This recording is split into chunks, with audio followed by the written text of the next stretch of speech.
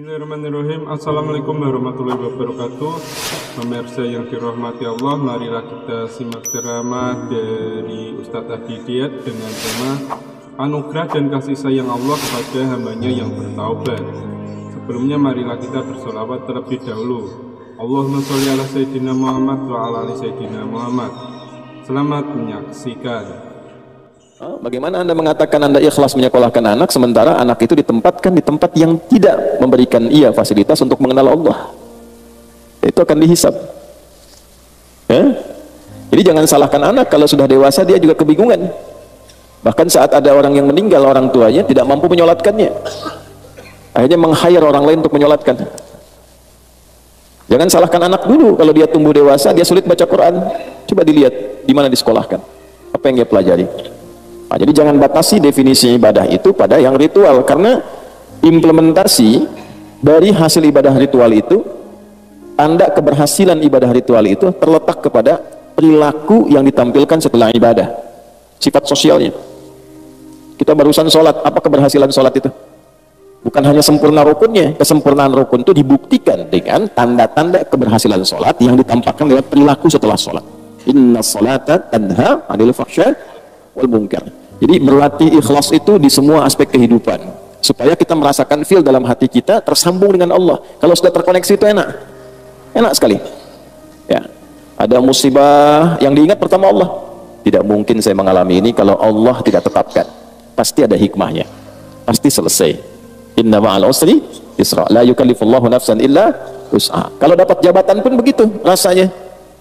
Oh, ini Allah mengizinkan saya dapat promosi, apa yang diinginkan oleh Allah di sini? Belajar. Nah, itu sudah mukhlas, tinggal dijaga. Ya, kalau dijaga sampai dengan meninggal, insya Allah ada anugerah-anugerah besar yang kemudian bisa kita dapatkan. Ya.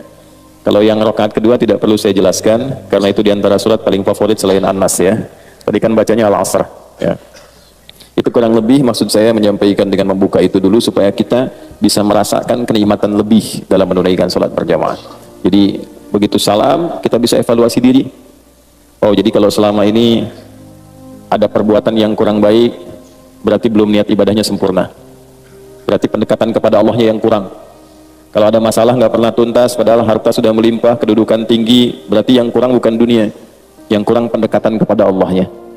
Karena itulah ketika orang-orang seperti ini ingin kembali kepada Allah, menariknya di Al-Quran disebut dengan nama yang sama dengan orang yang sedang ibadah. Jadi orang taubat dari dosa sebesar apapun, ketika dia taubat, itu disifati oleh Al-Quran sedang ibadah, Pak. Itulah dahsyatnya ketika Allah memberikan anugerah. Itu dengan nama yang sama dengan orang yang sedang berdoa, dengan nama yang sama dengan orang yang sedang menunaikan sholat, namanya sama-sama ibad. Buka Quran surah ke-39 misalnya, di ayat ke-53. Az-Zumar ayat 53. Qul ya ibadiyalladzina asrafu ala anfusihim la taqnatu min rahmatillah. Innallaha yaghfirudz dzunuba jami'a. Muhammad sallallahu alaihi wasallam katakan dan viralkan pada seluruh hamba-hambaku yang merasa telah berlumur dosa pada dirinya, yang merasa telah berbuat banyak maksiat dan dosa, bahkan seakan menyimpulkan ini rasanya sulit mendapat rahmat Allah, kayaknya nggak mungkin ke surga. Maka turun ayat ini dengan mengatakan la taqnatu min rahmatillah. Jangan engkau menyimpulkan demikian, jangan berputus asa dengan rahmat Allah. Innallaha, tegaskan pada hatimu, pada dirimu yang paling dalam, jangan pernah ragu. Sungguh aku tegaskan, Allah itu, kata Allah, yaghfirudz dzunuba jami'a, akan selalu membuka peluang untuk mengampuni seluruh dosa-dosa yang pernah engkau kerjakan, agar engkau menjadi lebih baik, asal engkau mau koreksi diri dan menjadi pribadi yang lebih baik di masa depan. Itu disamakan teman-teman sekalian, Bapak Ibu, namanya disamakan dengan orang yang sedang menunaikan amal soleh.